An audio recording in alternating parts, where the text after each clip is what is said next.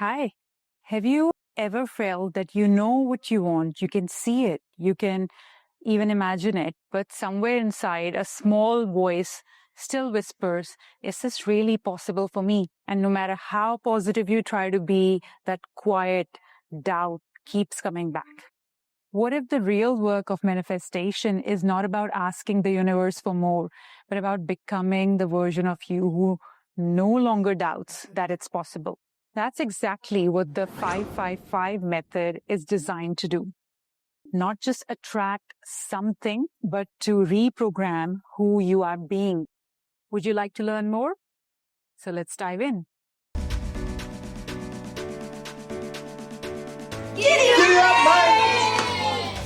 When I first learned about the 555 method, I thought, how can simply writing something 55 times for 5 days actually change everything? But then I understood something deeper. Our subconscious mind is shaped by repetition and emotion, not by logic, not by one-time motivation bust, by what we tell ourselves again and again and again. And the 555 method is a beautiful way to gently, consistently, lovingly rewrite the inner story you have been living with. The 555 method is simple. You take one clear affirmation and you write it 55 times a day for 5 consecutive days. That's it. But what's powerful is not the writing, it's the identity shift that happens when your mind starts to accept a new truth as familiar. Brain is constantly forming neural pathways. Whatever you repeat with feeling, your subconscious begins to treat it as reality. So when you repeat, I'm confident and calm in my life, I'm abundant and supported by the universe, I am worthy of love, success and peace, over and over and over, your nervous system starts to relax into that identity. Your body begins to believe it. Your energy starts to carry it. And when your identity changes, your choices change, your actions change, your frequency changes. And when your frequency changes, the universe responds. Let's make it very practical. Step number 1. Choose one area of your life where you want a shift. For example, confidence, maybe career, abundance, health, self-belief. Pick one area. Step 2, create a present tense affirmation. Not I will be this, but I am this. For example, I'm calm, confident, and deeply supported by the universe.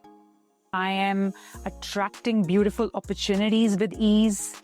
I am worthy of success, and I allow it in my life.